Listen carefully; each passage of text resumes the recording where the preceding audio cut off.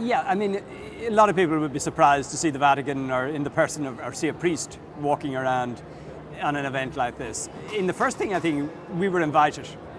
And in a world where increasingly you're not invited to be parts of conversations, I think if people are interested in having us, well then we're delighted to be here.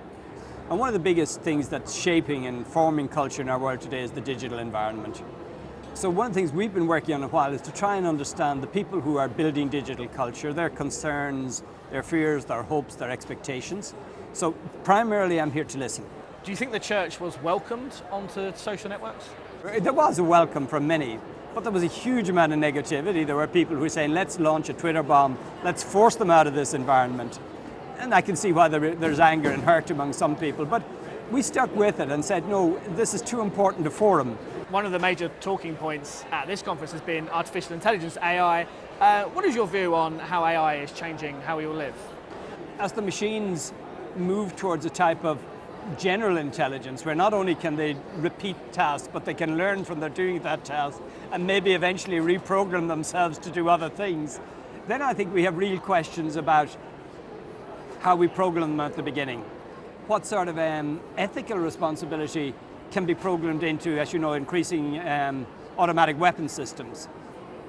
How real can we build in a sense of responsibility?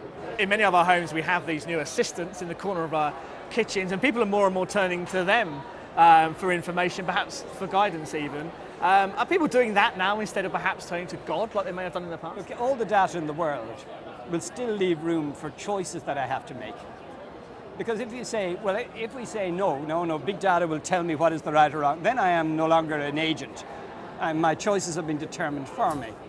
And I think that doesn't correspond to my experience of being human. But I think the data can help me to make better informed decisions, but those decisions will ultimately depend much more on what are my fundamental values.